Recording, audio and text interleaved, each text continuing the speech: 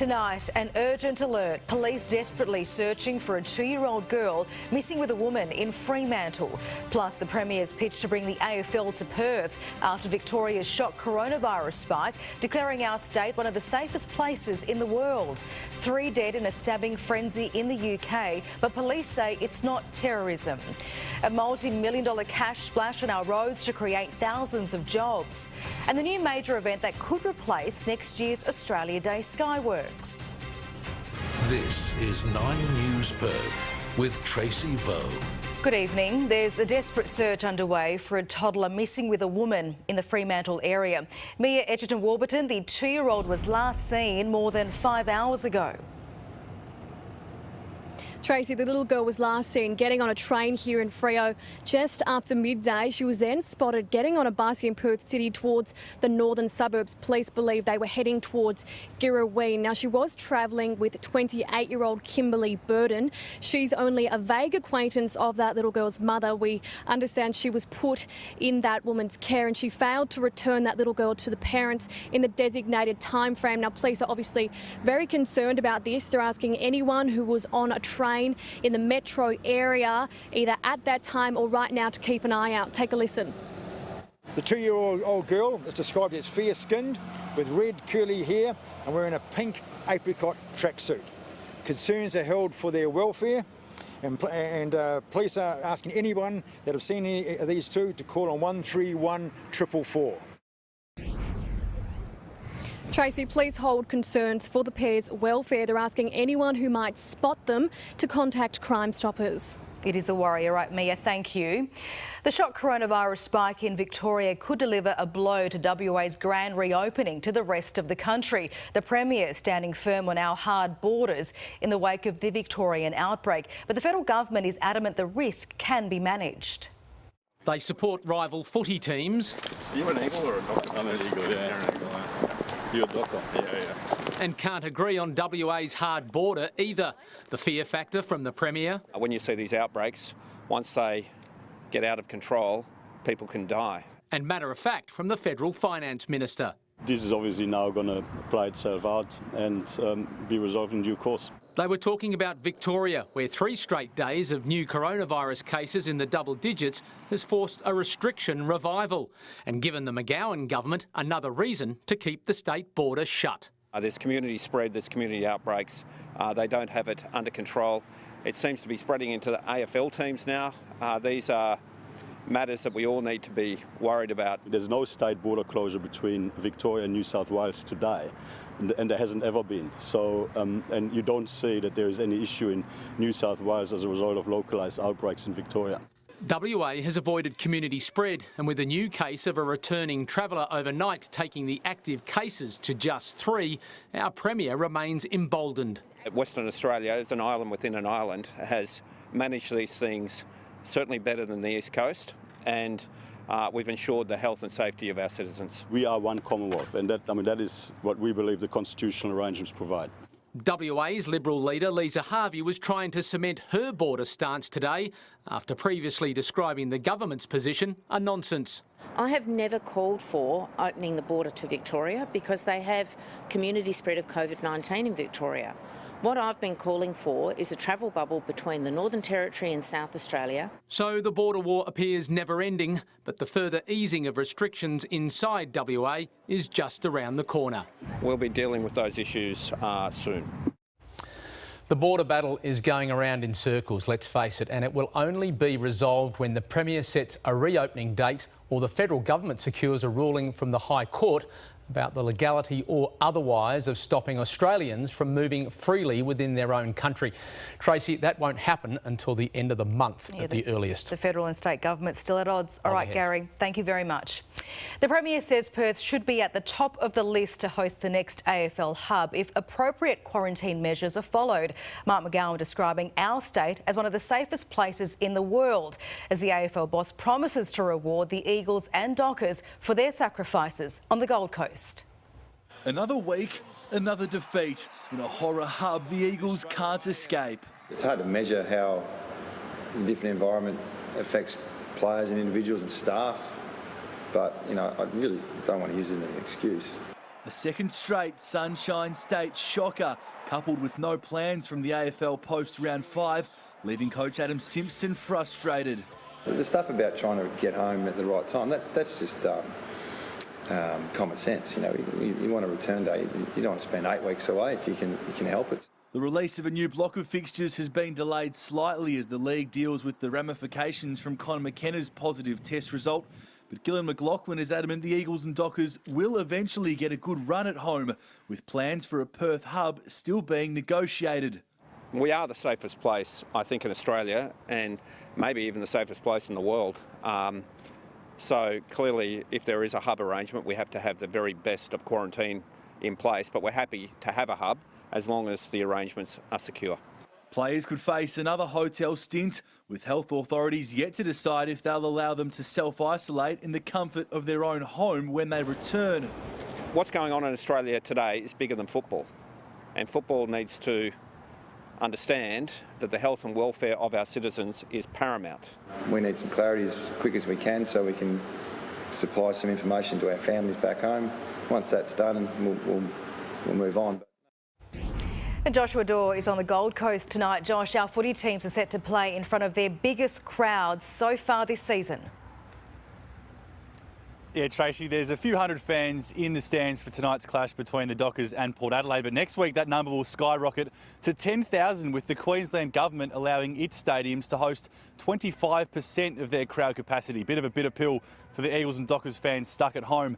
But crowds at Optus Stadium are being discussed as part of the Phase 4 easing of restrictions, although the government will want to move quickly, with the AFL exploring its options in Tasmania, Darwin and the ACT for the next block of games. Certainly is a crucial week ahead for those negotiations. Tracy? It certainly is. All right, Josh on the Gold Coast, thank you. Essendon's Conor McKenna is said to be investigated over a possible breach of the AFL strict protocols. It's understood the Bombers defender, who tested positive to COVID-19 yesterday, attended an open inspection to a rental property and visited his foster family while in Melbourne. The Health Department is identifying any close contacts he had at the Essendon Football Club. DHHS advice will be to quarantine all of those identified close contacts for 2 weeks from the time of exposure. The club's headquarters were cleaned today to ensure it's COVID-free. Our Defence Force has isolated an officer who tested positive to COVID-19 while helping Papua New Guinea cope with the virus. There have been no deaths from coronavirus in PNG, with cases remaining low. 3 people have been killed in a frenzied stabbing attack in a park near London. Police initially feared the rampage in Reading was terrorism. They're now scrambling to find the motive. Racing desperately to help. This ain't no joke. Paramedics and police create an emergency ward in a public park. The confronting aftermath of a stabbing rampage by a knife-wielding attacker in Reading.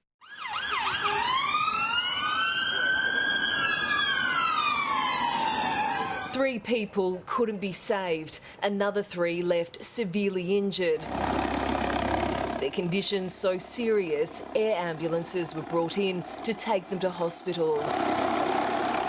Witnesses say the attacker systematically targeted his victims, stabbing them in the neck. There was a group of about 8 to 10 people, I think, middle-aged men drinking in a circle, and suddenly this one lone man darted off the path to the left towards them, and managed to get 3 of them before anyone sort of realised.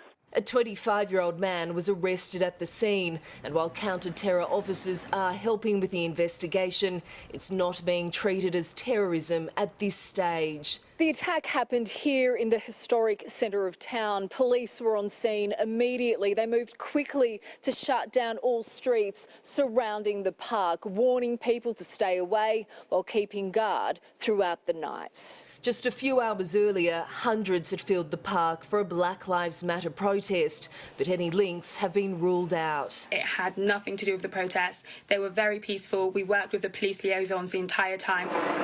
Heavily armed officers later swarming an apartment block, evacuating families who lived inside, with an explosion heard not long after.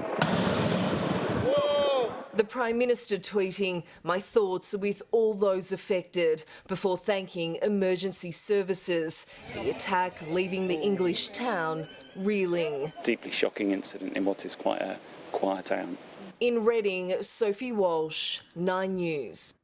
And Europe correspondent Ben Avery is in Reading tonight. Ben, do we know any more about the attacker? Well, Tracy, we understand he's a Libyan national who'd been living here in Reading. There are reports that he was running away from the scene when he was chased down by a police officer, tackled to the ground and then taken into custody. There's still a big police presence here at the moment. A large section of Reading has now been cordoned off as police investigate the circumstances around what happened and what the motive may have been. We do understand that this was a random attack. Police say that he acted alone and they're not searching for any other suspects. Tracy? All right, Ben, thanks for the update. Staying overseas to Minneapolis in the US, where a man has been shot dead after a gunman opened fire. 11 others were hurt, police saying they're in hospital tonight with non-life-threatening injuries. The town has been the epicentre of racial tensions after the death of an unarmed black man at the hands of police. It's not clear what sparked the shooting. Donald Trump has given a fiery performance at his first rally in 3 months, making controversial claims about coronavirus testing in the US. The Oklahoma event to restart his re-election campaign didn't go entirely to plan, with a smaller than expected crowd forcing a change in schedule. Not quite the reception he'd been spruiking. Donald Trump had predicted 60,000, but his Tulsa supporters could barely fill the 20,000-seat arena. The overflow area outside left empty and his speech there cancelled, but none of it diminished his enthusiasm. You are so lucky I'm president. With coronavirus cases increasing in 23 states and 6 of his campaign team testing positive that very day, Donald Trump addressed the pandemic. When you do testing to that extent, you're going to find more people, you're going to find more cases. So I said to my people, slow the testing down, please. His campaign later said he was joking. Joe Biden responding with a tweet to speed up the testing. The president also dismissing concerns over his own health, reenacting his recent slow walk down a ramp at a graduation event, claiming it was because of slippery shoes. When I was 10 feet short, I said, General, I'm sorry, and I ran down the rest, right? I looked very handsome. That was the only good thing. And after apparent difficulty drinking a glass of water, tonight he showed he could. The president moved on to the fallout from George Floyd's death, blaming Democrat mayors and governors for not doing more to stop the violence. While the Donald Trump supporters here have lapped up every word from the president, the polls and the half-full arena suggest he still has a monumental task in replicating his 2016 success in November 2020. Outside the arena, protesters and Trump supporters came face to face. No justice! Police quickly firing pepper balls to disrupt any escalation. The crowd eventually dispersing. In Tulsa, Oklahoma, Tim Arvia, 9 News. A multi-million-dollar cash splash on our roads is set to create thousands of construction jobs. The state and federal funding will upgrade some of WA's most dangerous roads and highways. Putting in the big bucks for a post-COVID jobs boom, a raft of multi-million-dollar transport projects pumping the tyres of the WA economy. These are shovel-ready. We believe we can commence work on all of these projects in the next 3 to 6 months. The latest addition, a $223 million package focused on regional road safety. The majority of the cash splash coming from the Commonwealth purse. It includes $85 million to duplicate the Bustle Highway between Capel and Bustleton, $8 million to upgrade Thomas Road between Kwinana Freeway and Nicholson Road, $3 million to overhaul the Great Eastern Highway near Northam, $7 million for 2J Road, and $20 million to upgrade roads around Exmouth in our state's northwest. The remaining $100 million earmarked to help stop single single vehicle crashes in the region, creating 1,000 jobs in the process. So this is widening roads, widening shoulders, audible edge lining throughout Western Australia to make our roads safer. The $400 million Tonkin Gap contract has also been fast-tracked, unlocking 3,000 jobs. The project will reduce the bottleneck at Bayswater, shaving nearly 20 minutes off daily commutes. Today, 5 Metronet train station designs on the Morley-Ellenbrook line were unveiled. The 21-kilometre stretch is WA's biggest public transport project since the Mandurah line, creating 3,000 jobs. These stations will be state-of-the-art.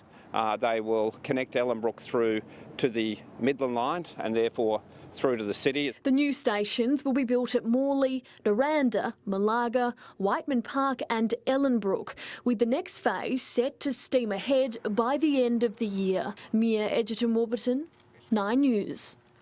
A police vehicle was caught up in a 4-car pile-up in Mount Lawley last night. 2 cars collided near the corner of Guildford Road and 2nd Avenue, pushing one of them into the path of an oncoming police car. The other car smashed into a trailer, pushing it through a brick wall. Police car, drives forward a bit here, and the 2 cars here were stuck together. The car over here, is stuck against the wall, but it was pretty bad. 3 people were taken to hospital with minor injuries. The police officers weren't hurt. A federal Labor frontbencher has accused the government of having no plan to deal with cybersecurity after several attacks on Australia were revealed. The government has been completely asleep at the wheel when it comes to cybersecurity. We don't have a cybersecurity strategy in place. The 2016 one has run out. This is one of our very significant priorities when it comes to our national security arrangements. Our agencies in dealing with these matters are world class. China has denied any part in the attack, saying such suggestions are baseless. The fate of next year's Australia Day Skyworks will be decided this week, with organisers looking at another event to replace it. The City of Perth considering a farmers market instead of the iconic fireworks show because of coronavirus crowd limits. It's the biggest event on our city's calendar, but its future is still up in the air. Perth's Australia Day Skyworks could be replaced with a farmers market because of coronavirus crowd limits. Well, that's a ridiculous outcome. If we lose Skyworks and see a very small event like a farmers market replace it, it's not the same attraction, it's not the same interest. The new Australia Day attraction would be spread out throughout the city with a focus on local produce and artists and a concert celebrating Aboriginal culture. Farmers markets are nice. They attract a small number of people. It's a little trickle of people moving through. It's minuscule in comparison to the business that's generated through Skyworks. The City of Perth says the markets will cost just $220,000, but it could bring in up to $6.2 million, while the Australia Day Skyworks will set them back $2.7 million, an investment it would lose if the show was planned and cancelled at the last minute, but it would have a return of $5.2 million if it were to go ahead. The council needs to do business in the 21st century, the way in which we've got to manage COVID-19 circumstances. With coronavirus restrictions likely to stay in place for some time, 3 of the city's biggest events are now under the microscope. Regardless of what the City of Perth decide to do, this Australia Day will be different. Today, the Prime Minister announcing a National Thank You Day in honour of frontline workers during the COVID pandemic. A decision on which event will be held will be made by the City of Perth Commissioner this week. I just urge them to keep Skyworks. It's enjoyed by hundreds of thousands of people. Kelly Haywood, 9 News. The state southwest is bracing for damaging winds with a storm front due to hit tomorrow afternoon. Vaneen Palm, there could be damaging wind gusts from Mandurah to Walpole. Tracy, this storm front is expected to hit the southwest around 3 o'clock tomorrow and bring wind gusts of up to 100 kilometres an hour. The cold front will sweep through the region, bringing showers and thunderstorms and could cause damage to properties. There's a warning for damaging surf conditions and beach erosion from Geraldton to Albany, and extremely high tides are expected across the southwest. Now, people are being urged to take care on the roads tomorrow afternoon and to prepare their homes before before the storm hits. Tracy. All right, Vanine, thank you. The heart-stopping near miss caught on camera the mystery figure that shocked drivers on one of WA's deadliest roads, plus a young man's extraordinary outburst in court accused of murdering his partner. The race to save a humpback whale caught in shark nets, and the East Coast ski season kicks off after a lockdown delay.